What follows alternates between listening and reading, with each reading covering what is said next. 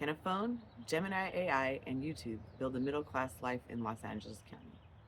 As of today's video, rent for a one-bedroom is $2,100 to $2,500, and yesterday I paid $5.99 for a gallon of gas.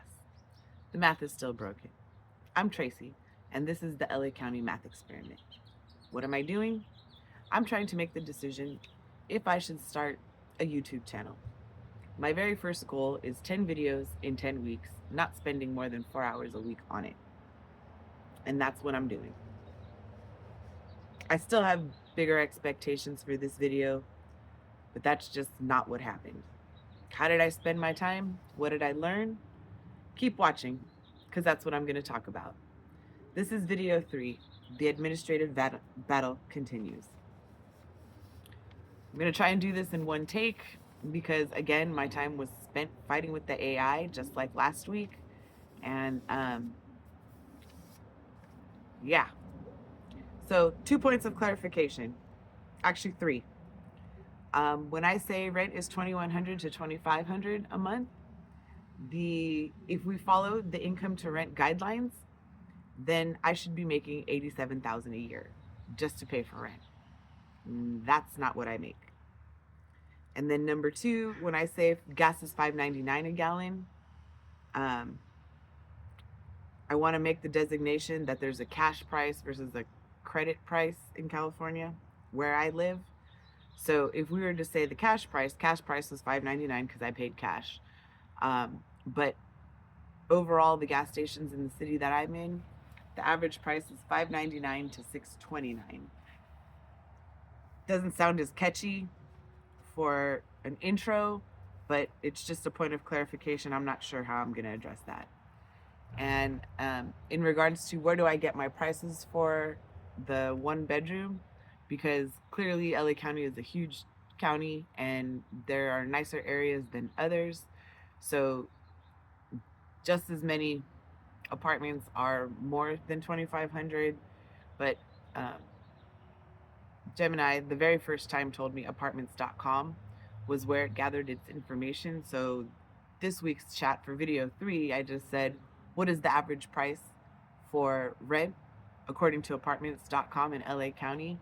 And this time it told me I can't directly access that website. You're going to have to go and check on your own. So I thought that was pretty good, but I quoted apartments.com, I think, in my very first video. So AI, in addition to hallucinating, is finally figuring out that it needs to correct itself to be more accurate. I don't know. I still don't know what my expectations are for Gemini. I've watched so many videos this week about what people are doing and how to use the Gemini AI. Maybe I'm just not talking to it correctly, or I'm not framing my questions correctly. But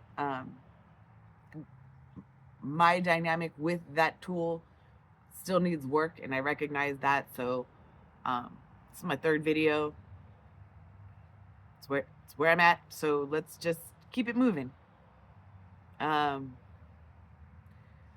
Honestly, I'm sitting here like past my 4-hour mark, just contemplating like what was my original intent for Gemini AI, and I'm trying to clarify that. So I had the great idea of doing an after action review.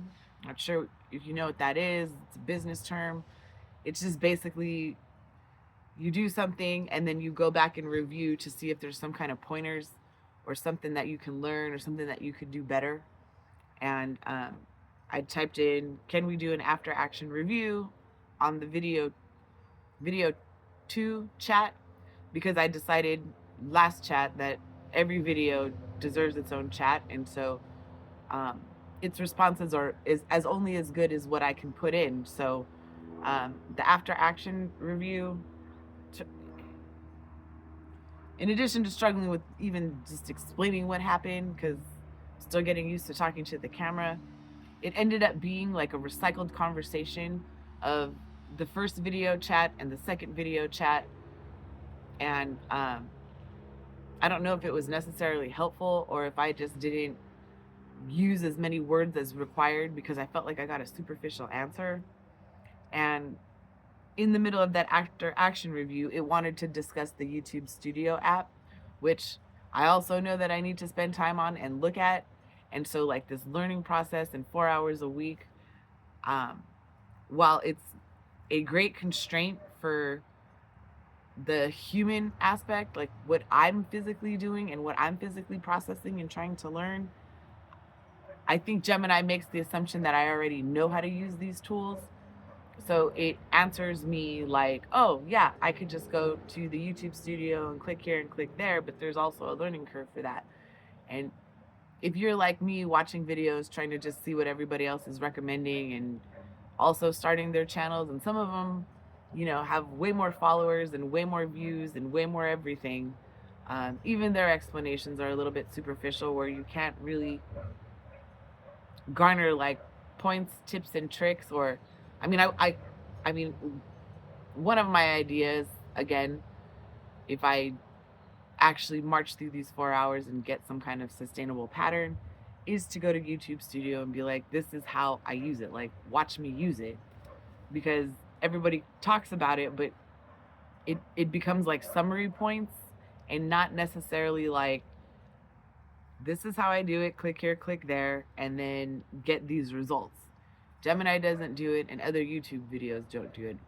Mostly, I think, because it doesn't make for visually interesting videos, much less a good script or a topic to talk about. But I think that's what's missing right now for new YouTube users.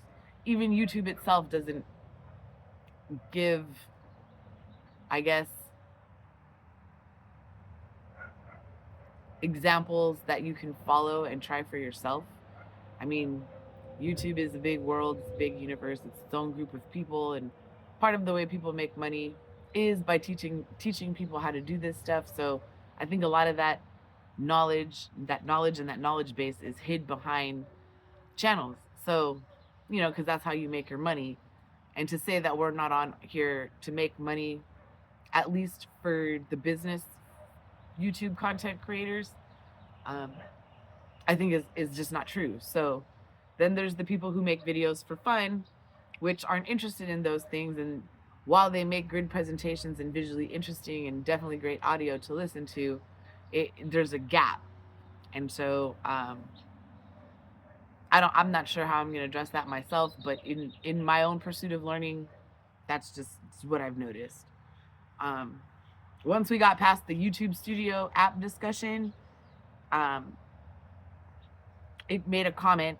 I was trying to explain, like, this is not the time to discuss the YouTube app. I want to do an after action, like, ask me thought-provoking questions about my process, and can I name and identify what I've been doing for the last 8 hours, 12 hours now, actually a little more than that, in terms of even trying to put up my first 10 videos. And then it made the recommendation, which I thought was the very first useful one, made the recommendation of talking out what I wanted to say so that I could get out all the words. It used the phrase texting tax, and I thought that was pretty accurate.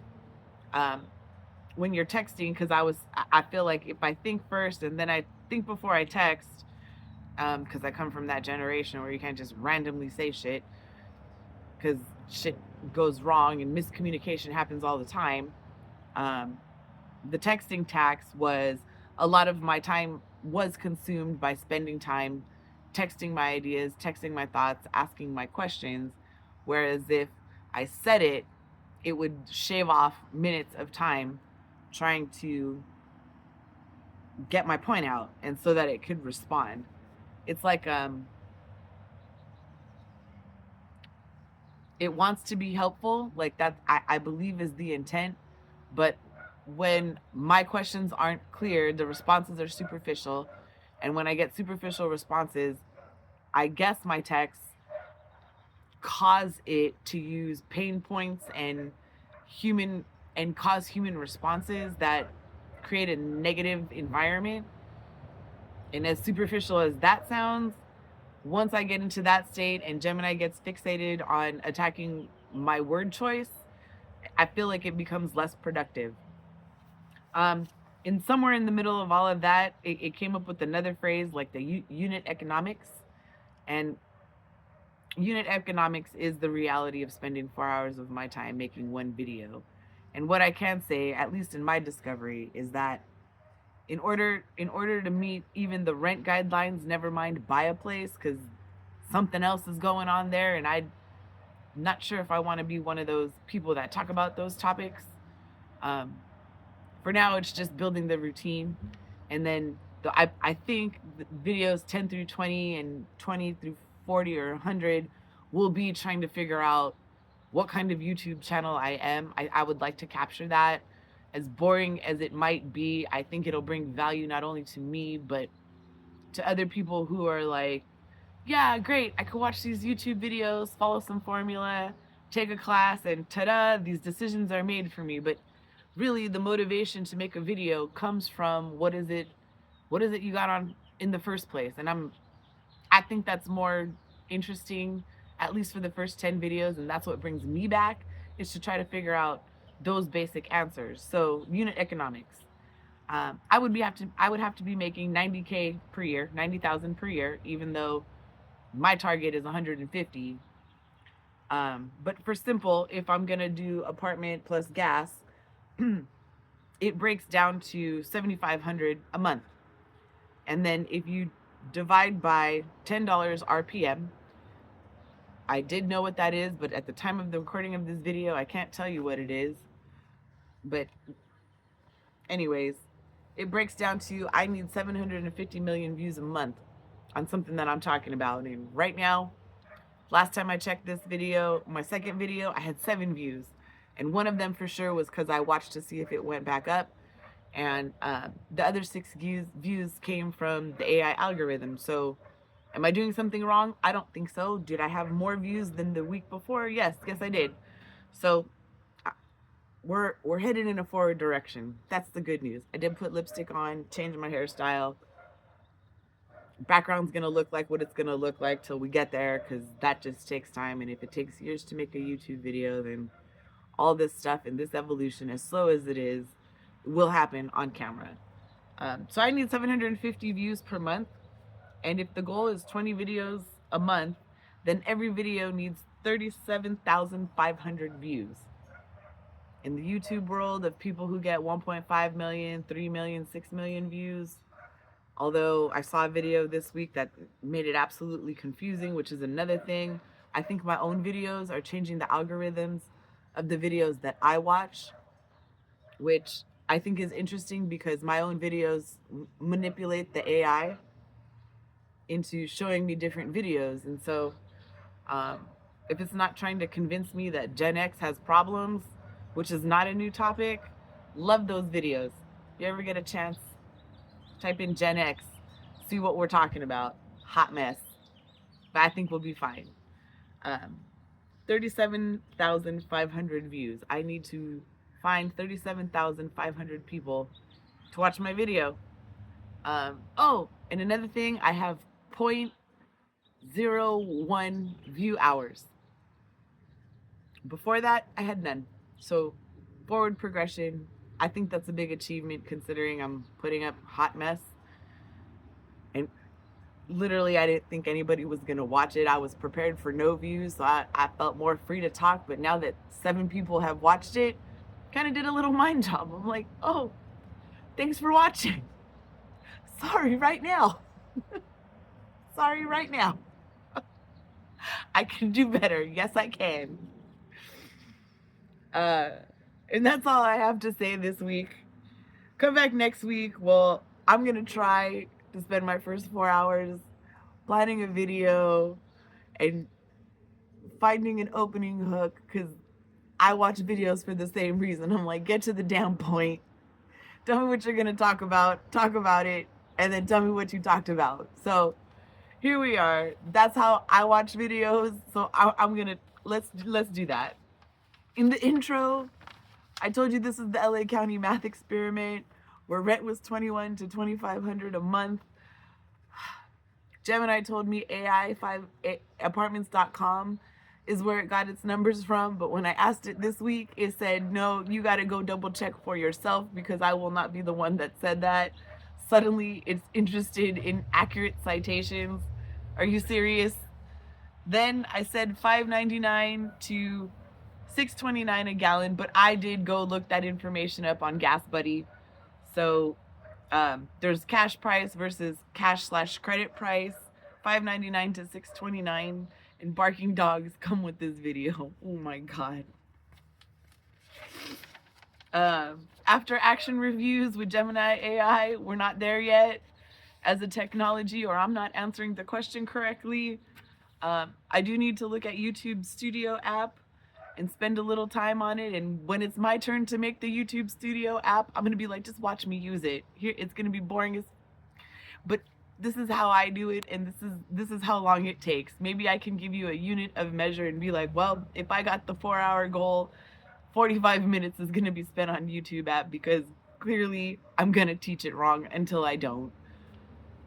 Unit economics and talking versus texting were interesting discoveries. Talking is clearly faster than texting. Unit economics, $90K per year divided by 12 months is 75,000. It gave me the RPM of $10, although I'm pretty sure that that's high. I don't know that 7 views. I don't feel like I earned $10 a view, but okay. Anyways, I need 750 views a month on something, on a topic that's interesting, which is overwhelming in itself, considering I just had 7. So, and that messed me up, because I was like, sorry right now. Just sorry right now until I get better. Hang around. That is the goal.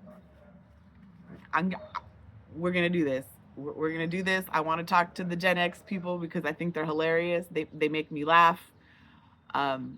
They look somber, and watching the Gen Zs react to Gen Xers is funny to me, because I work with those kids, and well, babies. Anyways, that's it for this week. Come back next week and I'll tell you what happened when I started talking to Gemini AI, and let's see how that goes, because I think I can spend the first 10 videos just hashing it out with that thing, so that because Gemini is supposed to be a tool, an asset to your life, and really it's like I made a bad friendship. And not to personify this thing, because technology will never replace human interaction, in my opinion. It is still worth discussing, because I have friends now that go to it for life advice, and I'm just, it makes me feel some kind of way. Anyways, I hope you have a good week, and see you next week.